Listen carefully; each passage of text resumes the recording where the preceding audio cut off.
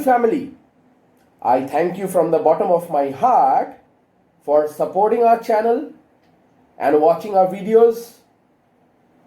In only a few days' time, our YouTube channel by the name Divine Providence Academy has crossed the magical milestone of 1000 subscribers. It makes us very happy. Please continue sharing your love and your encouragement in the days to come. I welcome you to yet another gripping session of Advanced English. My name is Pratik. There are many cases when people wish to write. When you write, you express your thoughts. However, there are many people as well who might have had a lot of ideas, but they were never able to pen it down on paper. There are many people who have taken up creative writing as a career, and there are many others who indulge in professions like content developer, content activist, content strategist, and content supervisors. So when I'm talking about content, it's basically ideas that are put across in pen and paper. There could be different types of content.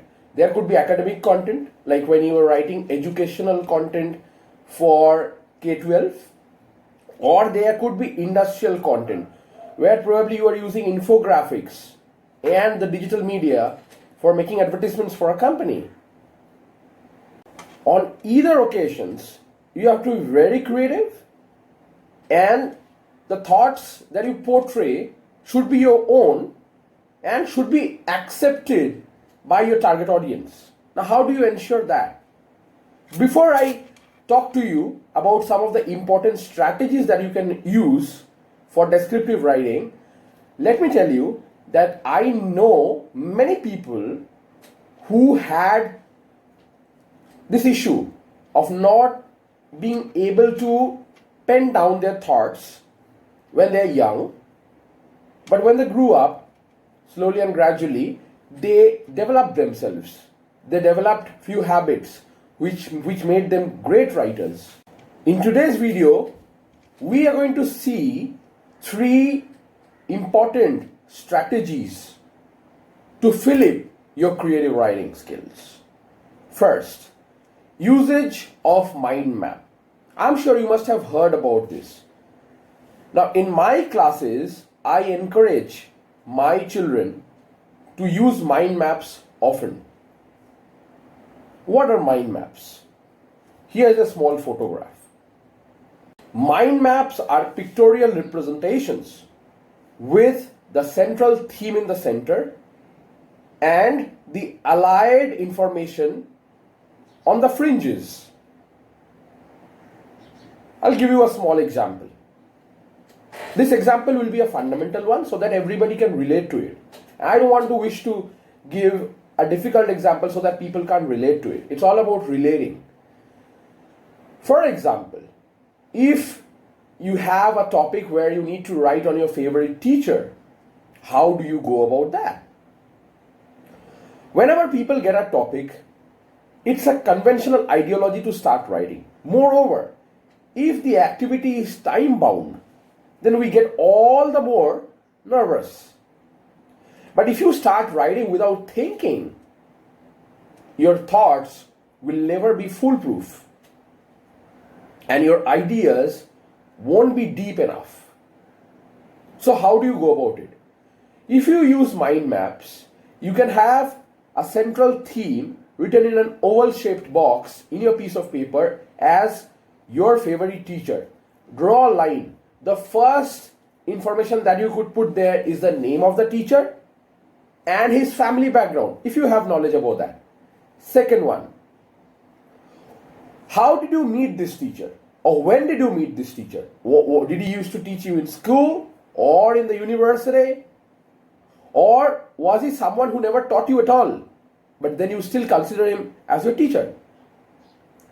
Third point could be his physical appearances, how he used to dress or how he used to look. The fourth one could be 2 or 3 of his important messages which he imparted when you met him.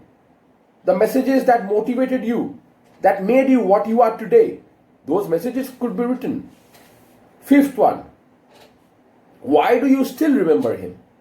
What's so special in him that you still remember him? Sixth one, where is that teacher today? Is he there in your own country? Has he left the country? Has he settled abroad? Or has he unfortunately left for his heavenly abode? Because it so happens that when you grow up and when you really understand what your teacher actually meant to say, by that time the teacher has already left. And then we regret that. It does happen.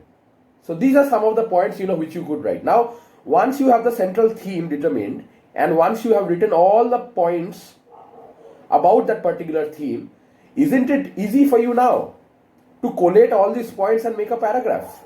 So instead of starting to write without thinking the points and then daydreaming, looking here and there and fetching for important ideas, don't you think this is more feasible? You can use mind map in your way forward. The second aspect which can improve the quality of your writing is the usage of similes. What is a simile? Similes can be effective aids in imaginative writing. A simile is a figure of speech in which two things that are not like each other are compared to make the description more vivid. A simile can be introduced by phrases like or as. I'll give you some examples which you can use in your daily lives while you write. Mouse, quiet as a mouse. Second, cool as a cucumber. Third, straight as an arrow.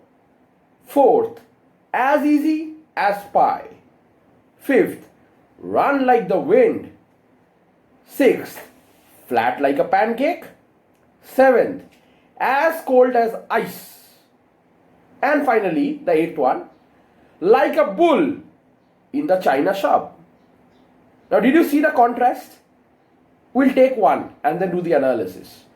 Cool as a cucumber. Let's deal with it with an example. Mahendra Singh Dhoni was considered as Captain Cool. He was one of the most efficient captains of the Indian cricket team.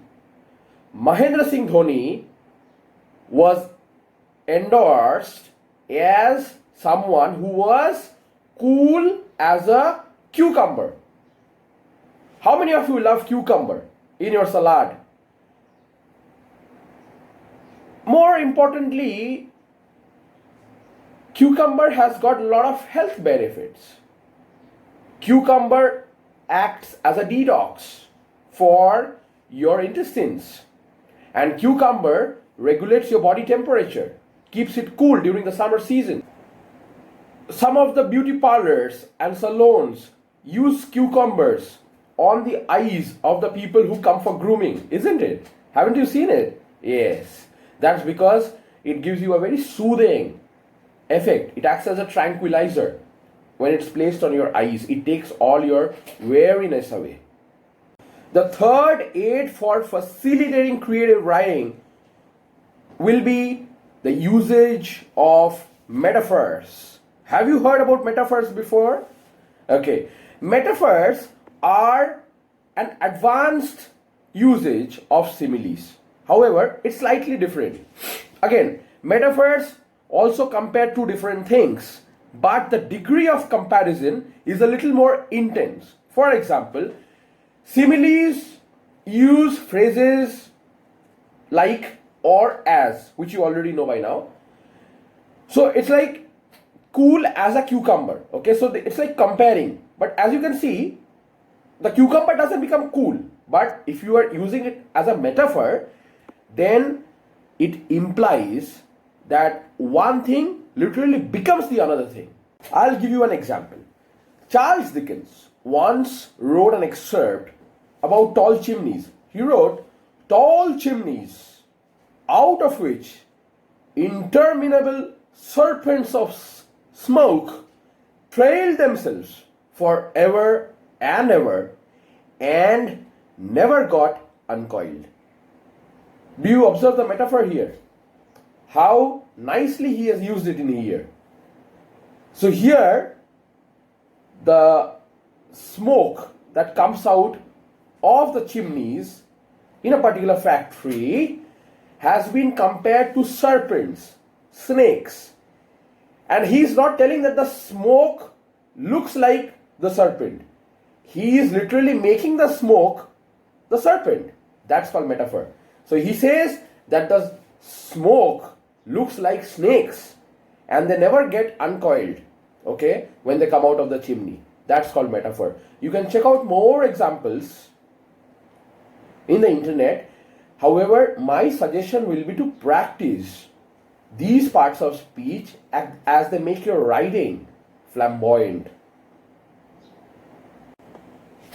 I hope you are going to use these 3 aids for making your writing better. If you like our video, please like, share and subscribe to our channel, and don't forget to press the bell icon so that you receive our updates first. Having said that, do share your views with us in the comment section of these videos, and in case if you have got any queries, please write it to us in the comment section of this particular video. Having said that, God bless you guys. Take care.